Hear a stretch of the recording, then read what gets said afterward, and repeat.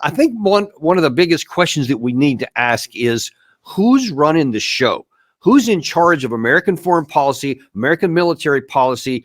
Is it the President of the United States or is it the Prime Minister of Israel? Because our interest and Israel's interest are definitely not aligned here. And yet it seems that we seem to be submitting to whatever it is the Israeli leader wants to say. For example, here we have Blinken, first of all, talking about whether we should go into Rafa or not. The administration has been on a long list of people, that a couple of which we're about to show you here, saying, hey, it's a U.S. interest. And by that, it means some of the Democratic voters who were against this are saying we need to not go into, Israel needs not to go into Rafa where it'll kill a bunch more Palestinian people, but we need to do something different. Here is what Anthony Blinken said on the 21st of March.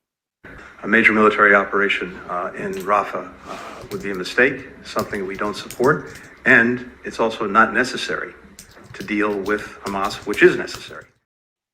Now, here's the vice president a few days later emphasizing the same kind of thing. Now, notice in this clip that first she's actually pretty confident in saying what she's saying. You can tell she kind of believes that. And then the questions start changing a little bit and suddenly she's not so confident.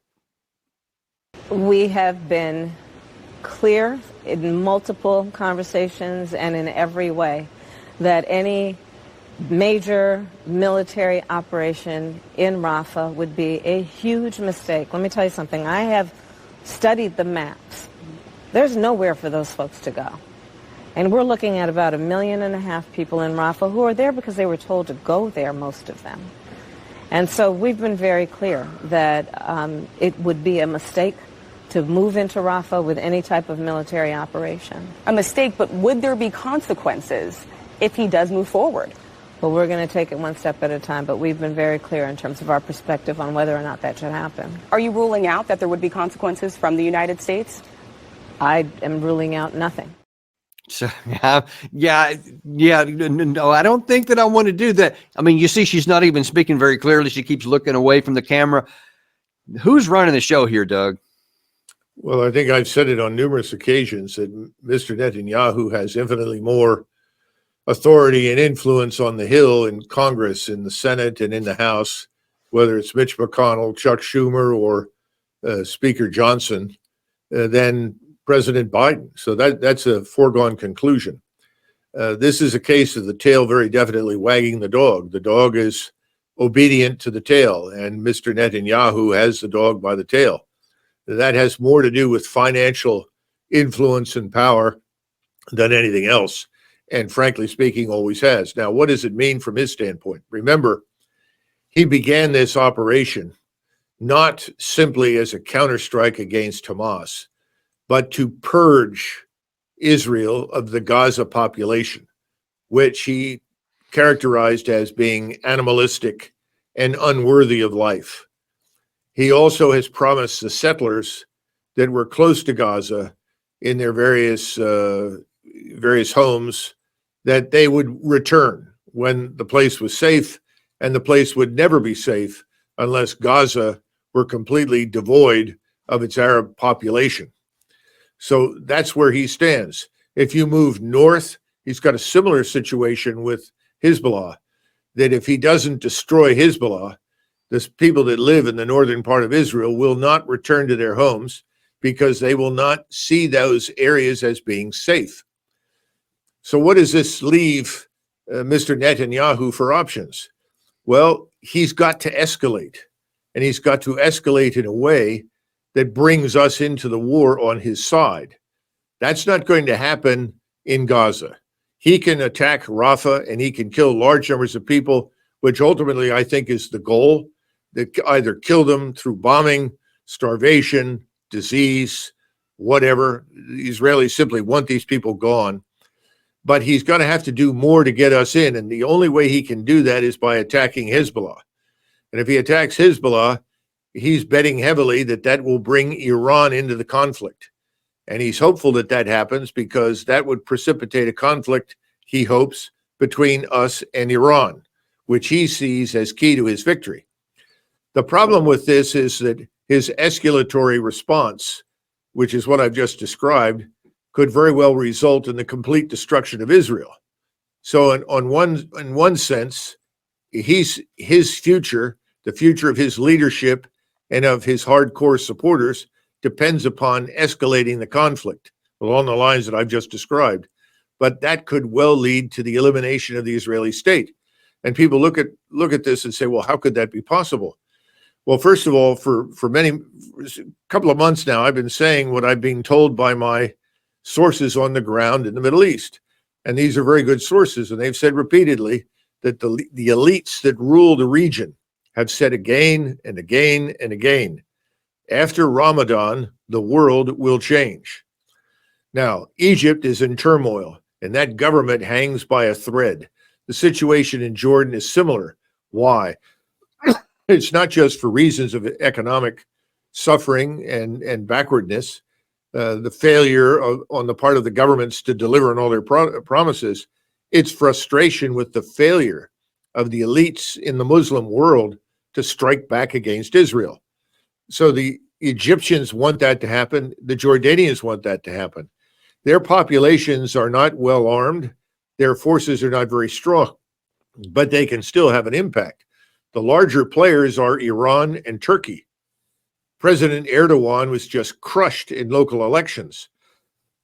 There will be different versions of the analysis as to why. Some people will point to the failure of the Turkish economy to roar ahead as Mr. Erdogan promised. While I think that is in part true, I think the larger issue is that the Turkish population is enraged at his failure to step up and confront the Israelis. And he is de facto the Sunni Islamic leader of the region. Remember, the Ottoman Empire, when it ruled, was the leader in the sense of being the current caliphate.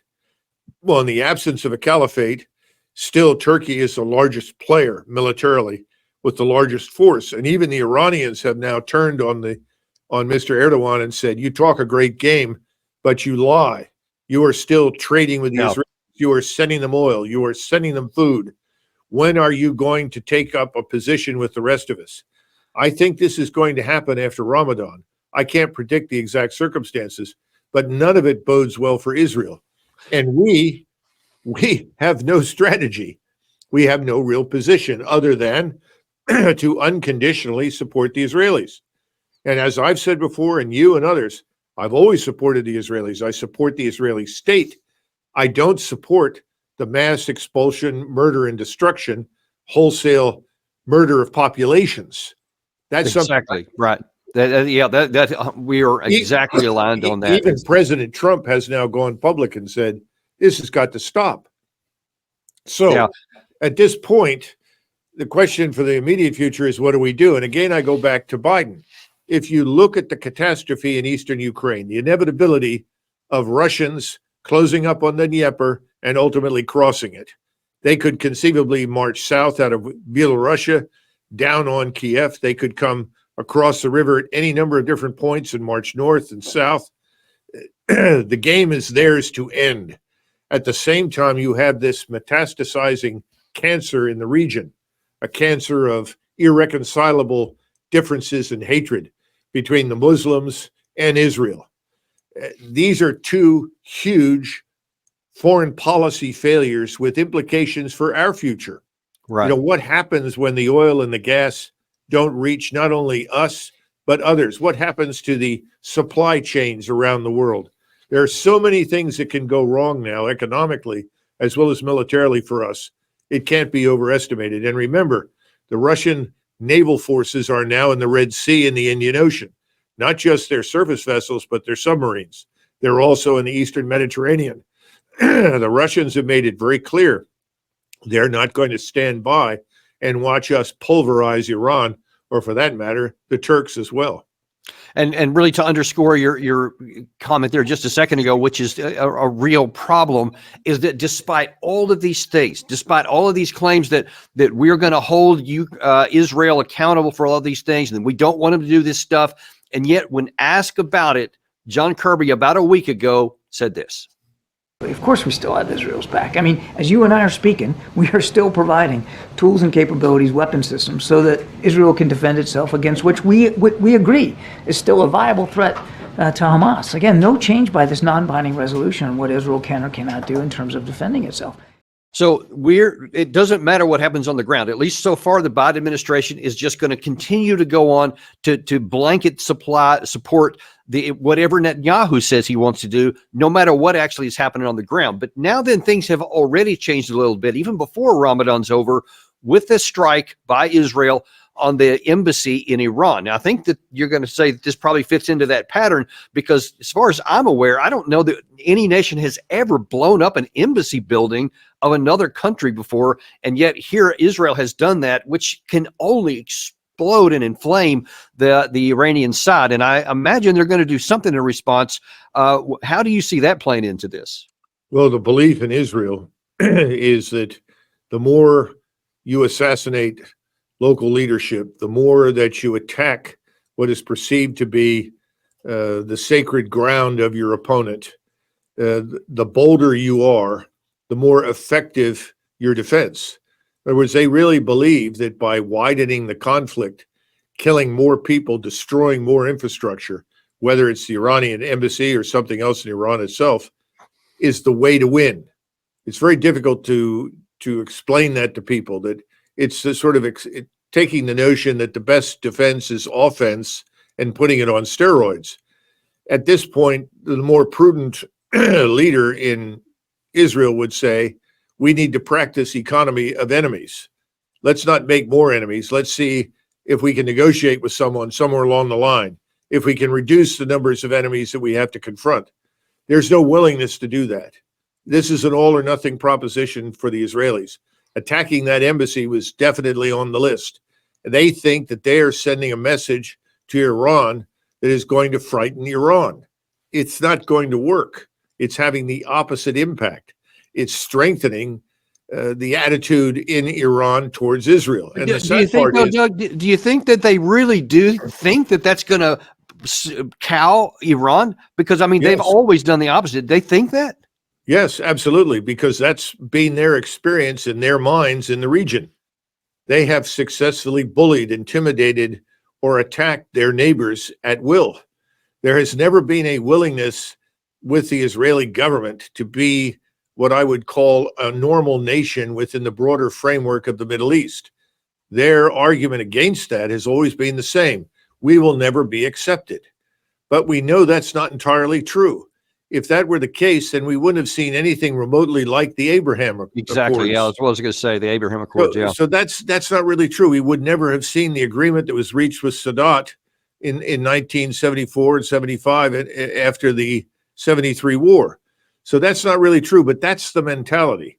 You can't negotiate with these people. You can only frighten, intimidate, and kill them.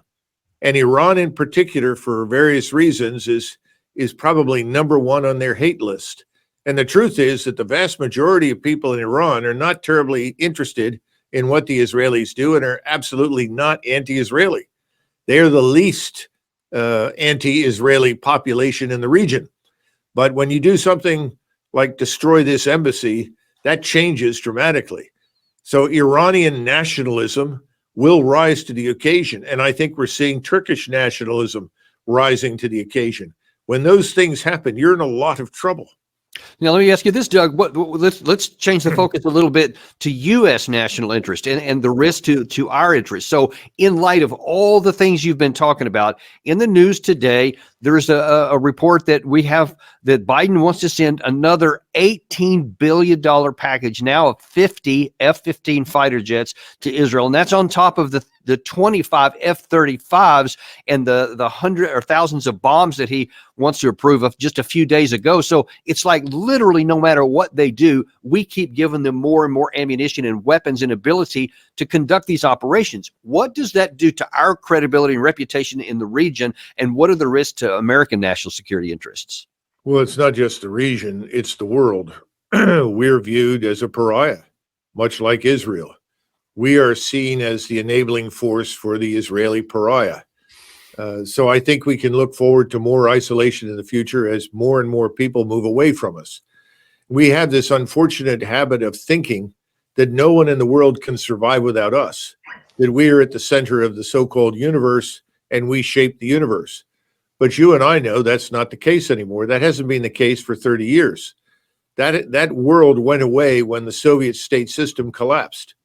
We made a choice in those early years to be confrontational, to militarize our foreign policy, to intervene and meddle in other people's countries. We're now seeing this come to a head, if you will, that we can't manage or control any longer. We can't even pull our ships into enough ports where they can receive what they need in order to sustain themselves at sea. In other words, we are increasingly unwelcome wherever we go. And I think that's only going to get worse. Now, some people will say, well, that's a small price to pay because we have to stand by the Israelis. Well, again, my question is, standing by for what? What are we standing for? Are we standing for what's happening in Gaza? Are we standing for widening a war that could not only consume us in many ways, but certainly consume Israel? Are we going to be better off by the end of the year if Israel is a smoking ruin as a result of the imprudence on the part of Mr. Netanyahu? I don't think so. But right now, that particular viewpoint is finding great resonance inside the Middle East. Now, one of the reasons, Doug, that you started Our Country, Our Choice is because you want American foreign policy and domestic policy to focus on things that are of benefit to the United States. What do you propose should be our policy right now, given all the mess that's happened, all the mistakes that have gone up to this, literally up to this day? What should the administration do right now to preserve American interests? Well, we need to recognize that while we may be a great power, we're not the only one, that there are several.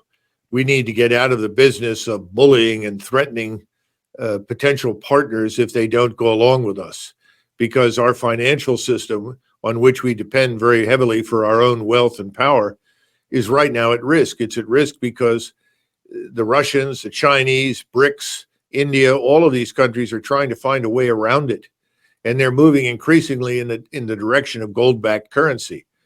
We can't do that. Our fiat currency is at risk. So we need to disengage as much as possible from these conflicts and crises and come home. Obviously, we need to secure our borders. We need to get control inside the United States of who is here, and we need to remove vast numbers of people who don't belong in our country.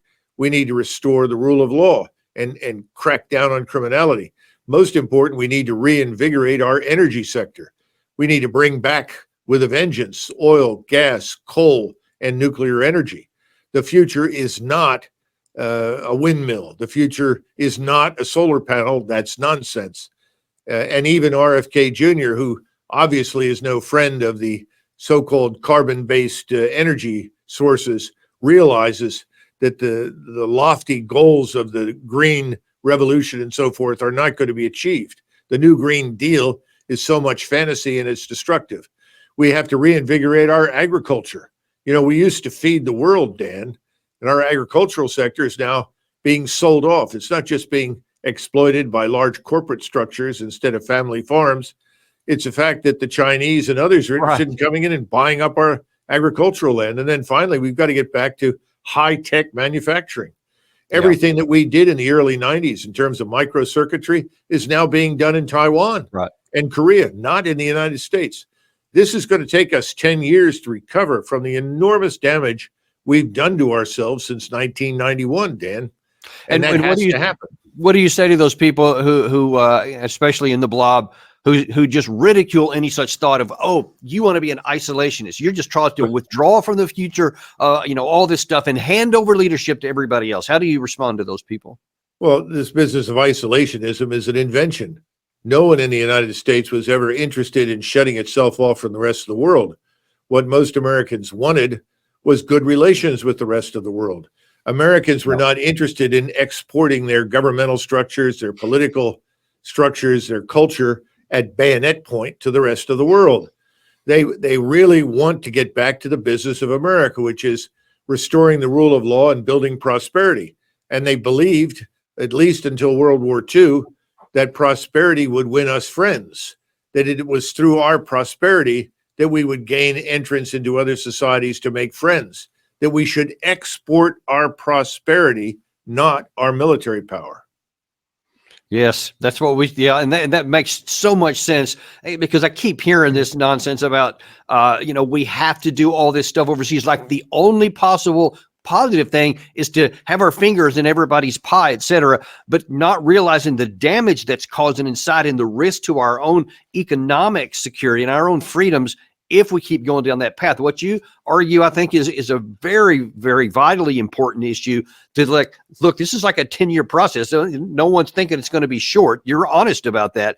But if you don't start that process, then we could be the ones at some point breaking, whether that's in the financial system, militarily, because look, if we get sucked into any of these wars, I mean, there was a CSIS report out a week or so ago that says our industrial capacity, we don't have the ability to sustain a war long term with our key missile systems and other things like that. And as you've talked about many times, our armed forces are under recruited because people don't want to join it. It's weak. We can't face a long war like this. We have to rebuild before anything like that happens. Yeah, well, the diversity, inclusion, equity nonsense is going to have to go away. We need to restore this notion of equality before the law and implement a true meritocracy. You're never going to have a perfect outcome, but that's where we should strive to go and achieve. But we're a long way from that because the American people have allowed these individuals in Washington to ride off in all sorts of directions, thinking that we were invulnerable, invincible, and we're not. We know that. Well, we know that, but a lot of others don't. I won't play it right now, but we have this clip we've been using here a long time where Biden comes on a 60 Minute shows and says, my God, we're the president or the most powerful nation in the world, in the history of the world. And I think he believes that. I think that he actually believes literally there's nothing we can't do just because we want to do it. And that seems to illuminate a lot of our policies. And it's just not true. And one day we may find to our great demise that it's not true. Well, I think it's the reason that people increasingly refer to Washington, D.C. as Versailles on the Potomac. And I think that President Biden looks a lot like the feckless Louis XVI. Of course, Louis XVI actually cared about his country, so that's unfair to him. Oh, man. But nevertheless, it's analogous. And he was as surprised as anybody by what happened to him because he, too, thought that he was leading the most powerful nation in the world. And reality will often impose itself, and spin only goes so far before it finally crashes into reality, and reality will always win. Well, we'll leave it there for now, Doug. Thanks so much for coming on today. Always a pleasure to have you on and talking about things that, that are going on. Give us the clear possibilities and show us that there's actually a path out. And that's one of the great things we love about having you on. It's not just about a bunch of gloom and doom, but there actually are solutions. So thanks for coming on today. Sure. Thank you, Dan. And we will see you on the next episode of Daniel Davis Deep Dive.